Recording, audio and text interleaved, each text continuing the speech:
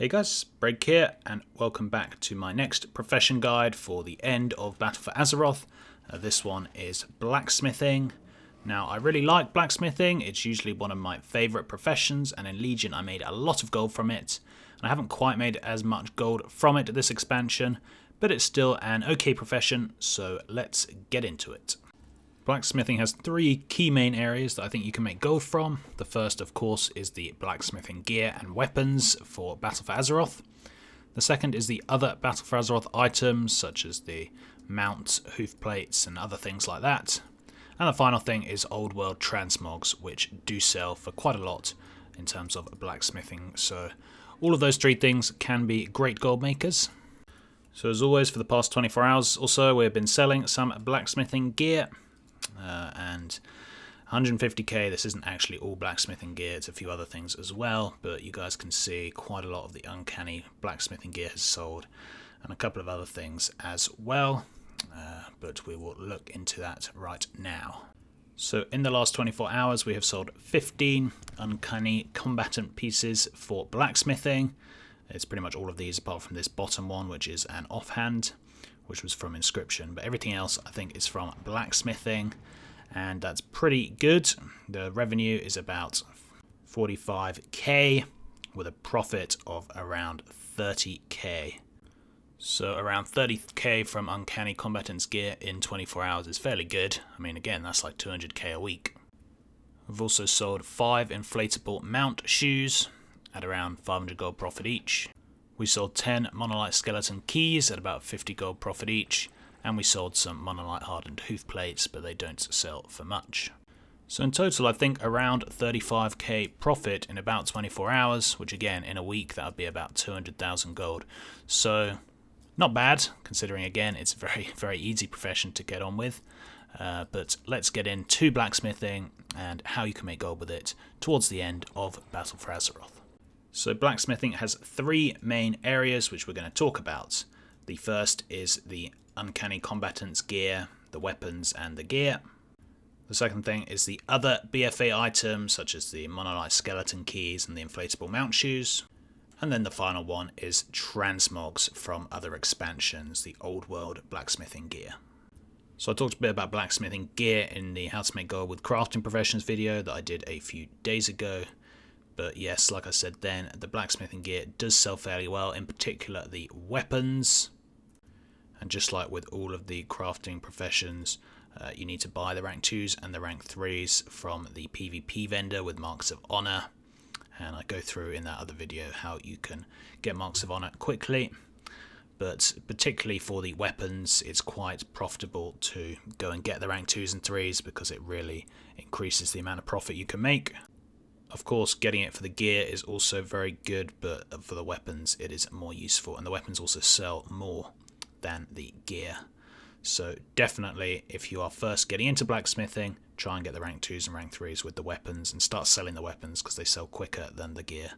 But yeah, both gear and weapons sell pretty well, and with so many people leveling up at the moment, the end of the expansion, the wisdom, Winds of Wisdom XP boost, and the reputation boost. There's a lot of alts right now in the game, and when they hit max level, they want to gear out as quickly as possible, and they might have some sort of bind on account tokens for gear or whatever, but they also want to just level up, gear up quickly, and lots of them will spend the money, particularly on getting a 400 weapon or getting the right stats of some of the blacksmithing pieces. So if you have all of the blacksmithing pieces up, someone just might buy them all at once, which does happen quite a bit, and then suddenly you've made what, like 2k, 3k, all of that.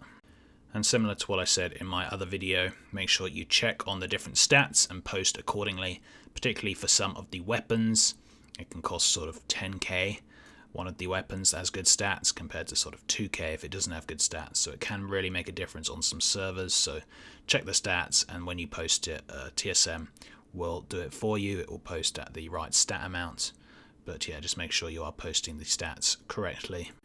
For example, if you block a polearm with crit and haste, make sure to post it with the crit and haste items at that price rather than the price of any of the other stats, because crit and haste could be better for some classes and they're willing to pay more.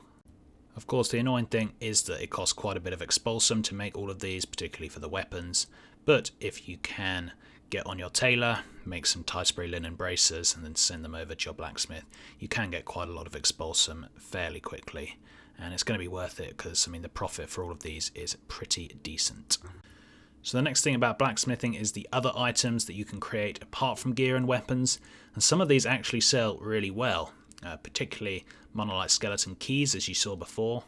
The monolite hardened stirrups sell really quickly, and the inflatable mount shoes as well, and they actually sell for decent profit, 50 gold, but you can sell them like people buy a lot at once, particularly the skeleton keys, and you can get sort of 10 sold at once, and that's 500 gold right there. So it is worth crafting these.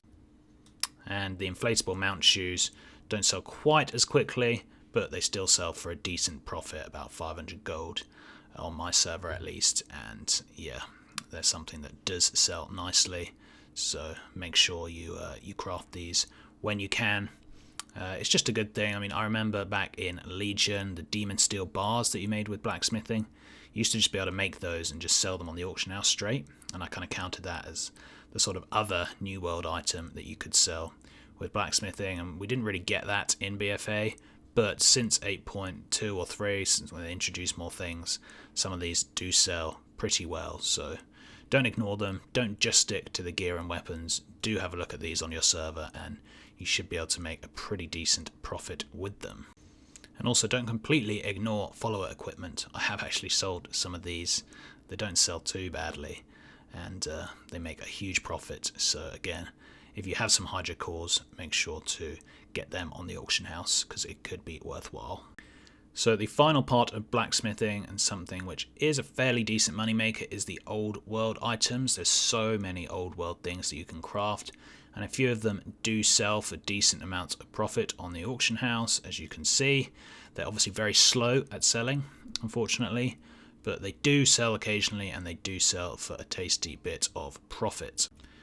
Now, the character on my other server has a few of the more rare recipes which sell fairly quickly, so if you do want to just look up some guide of some of the rare blacksmithing recipes, you can go and farm some in the old dungeons.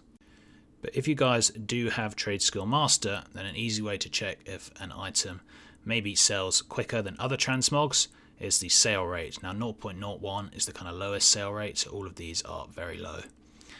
But if you find one that's above 0.01, then it's probably going to sell slightly better, such as the Titan Steel Shield Wool. In fact, lots of the Titan Steel gear does sell, and yeah, 0.02 isn't great, but it's better than 0.01, and 6k profit. It's probably worth crafting and putting up on the auction house. And just other general ones, the Feline Greatsword at 0.04 sale rate. These are all things which can sell on occasion. And yeah guys, that is it for blacksmithing. It is a fairly simple profession in BFA. It really does not require much effort, but it does have pretty decent profit potential. Obviously the uncanny weapons are your best way of making gold, but the uncanny gear as well, and the other items that I showed you, and even some transmogs, you might as well just craft some of the most profitable, put them up on the auction house, and after a few weeks or months some of them will sell. So blacksmithing is a steady gold maker. I thought it was worse, to be honest. I'm surprised at how much I made in 24 hours. So obviously if you do play on a higher pop server and you can find some profit to be made from the uncanny gear, then blacksmithing is going to be pretty decent for you. To be honest, I do think it is one of the best gold making professions right now, particularly on my server where the usual big boys of gold making, such as alchemy and enchanting, are pretty dead, or at least they're nowhere near as profitable as they usually are. It's left us kind of searching for other professions to make the most gold in, and maybe it doesn't come quite as close to inscription, which because of the trinkets is just crazy right now. Probably the best gold making profession, or one of them. But aside from inscription, the crafting professions are right up there right now, particularly because of everyone who's leveling. So many people are leveling right now. I'm really glad Blizzard have extended this leveling buff all the way through to Shadowlands, because it means there's just always going to be people leveling up, and there's always going to be gold to be made from gear, and that is probably why it is so good right now, the blacksmithing. And we'll do the other crafting profession videos, the leatherworking and the tailoring soon, but usually blacksmithing is slightly better than tailoring and leatherworking, usually because the blacksmithing transmog gear sells better, and also because the items themselves usually have a higher profit margin because they're slightly more expensive to make usually, or is more expensive than leather, for example. But we'll have to wait and see with that one until those videos. So that's it for this video, guys. Thanks for watching, and until next time, see ya.